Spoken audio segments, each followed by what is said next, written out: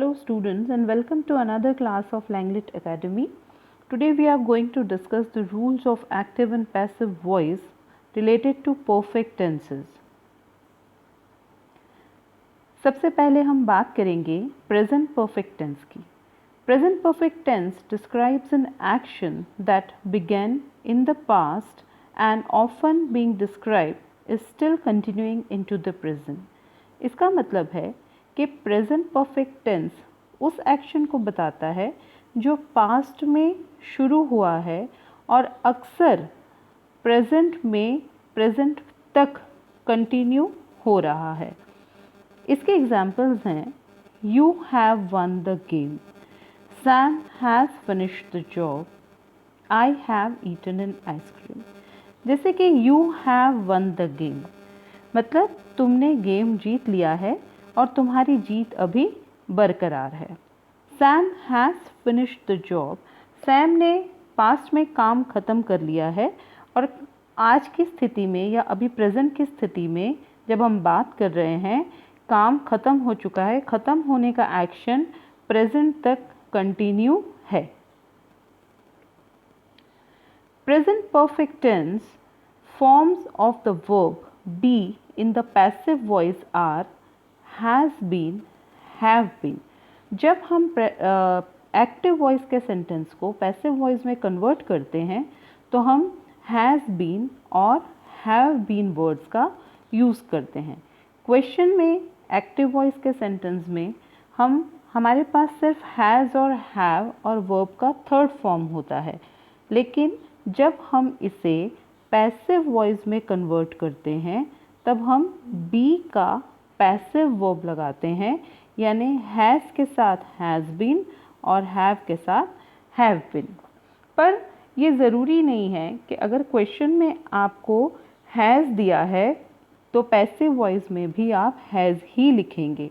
It depends कि आपका object जो पैसिव वॉइस में सब्जेक्ट बन जाता है उसके साथ हैज़ अग्री करेगा या have. Let us understand this thing with an example. I have finished the job. यहाँ पर I subject है, job object है और क्योंकि ये present perfect में है तो we are using have और finished is the third form of the verb. Perfect tenses में हमेशा third form of the verb he use होता है, चाहे वो एक्टिव वॉइस में हो चाहे वो पैसिव वॉइस में.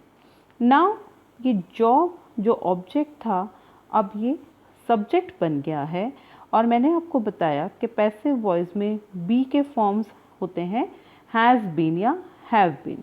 क्योंकि जॉब जो सब्जेक्ट है ये सिंगुलर है और थर्ड पर्सन है, इसलिए हम इसके साथ में हैज़ लगा रहे हैं. हैज़ बिन वर्ब का थर्ड फॉर्म फिनिश और आई जो आपका डायरेक्ट प्रोनाउन है अब ये आपका ऑब्जेक्ट हो जाएगा और ये इनडायरेक्ट प्रोनाउन मी में कन्वर्ट हो जाएगा. एक और एग्जाम्पल देखते हैं. The cat has drunk the milk. Cat subject है और मिल्क ऑब्जेक्ट है.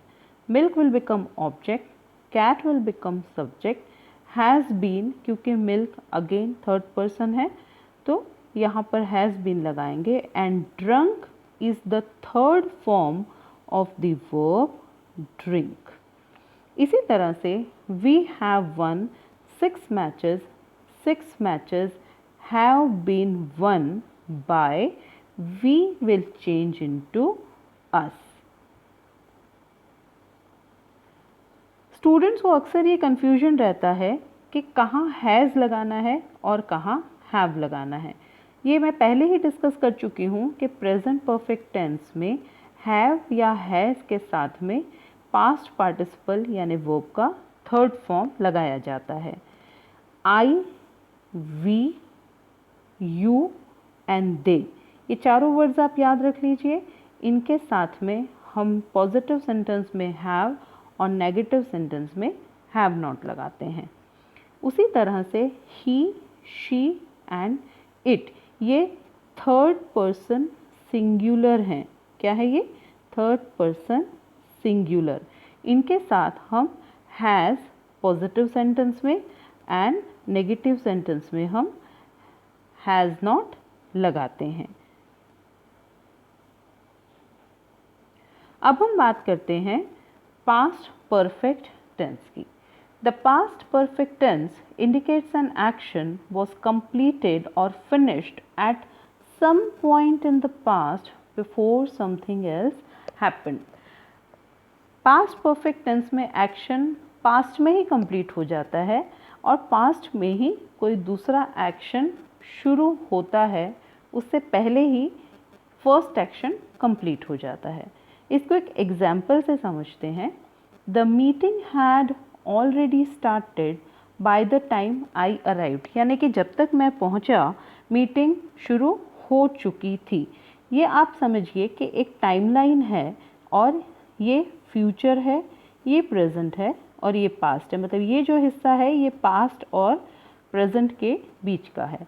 लेट अस से कि मैं वहाँ पर 8:15 बजे पहुँचा और मीटिंग 8 बजे स्टार्ट हो गई। मीन्स ये जो है आपका फर्स्ट एक्शन है और ये सेकंड एक्शन है। इससे पहले कि सेकंड एक्शन होता फर्स्ट एक्शन ऑलरेडी बिगिन हो चुका था। तो इस तरह के एक्शंस को समझाने के लिए हम पास्ट परफेक्ट टेंस का यूज़ करते हैं।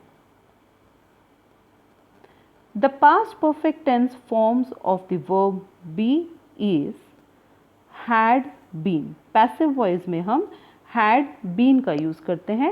एक्टिव वॉइस में हम केवल हैड का यूज़ करते हैं with the third form of the verb. एक एग्जाम्पल की हेल्प से इसको समझते हैं। I had finished the job. मैंने जॉब ख़त्म कर लिया था, या इसको ऐसे भी कह सकते हैं I had finished the job before you arrived, यानी तुम्हारे आने से पहले मैंने जॉब फिनिश कर लिया था। द जॉब हैड बीन, हम पास्ट परफेक्ट टेंस में पैसिव वॉइस में बीन का यूज़ करते हैं। The job had been finished by me, I will become me now, before you arrived. एक और एग्जाम्पल देखते हैं। The cat had killed the rat, the rat had been killed by the cat. यहाँ पर आप बार बार देखेंगे कि क्वेश्चन में हमने हैड यूज़ किया है और आंसर में यानी कि पैसिव वॉइस में हैड बीन यूज़ किया है। मैं फिर से रिपीट करना चाहूँगी कि परफेक्ट टेंसेस में चाहे वो एक्टिव वॉइस का सेंटेंस हो या पैसिव वॉइस का, दोनों ही में वर्ब का थर्ड फॉर्म यूज़ होगा। अब हम बात करते हैं फ्यूचर परफेक्ट टेंस की। The future perfect tense indicates that an action will have been completed at some time in future, यानी फ्यूचर में किसी समय में हम जाते हैं, किसी समय के बारे में सोचते हैं या बात करते हैं और उस समय तक ये काम हो चुका होगा, परफेक्टली डन हो गया होगा। इसलिए ऐसा बताने के लिए हम फ्यूचर परफेक्ट टेंस का यूज़ करते हैं।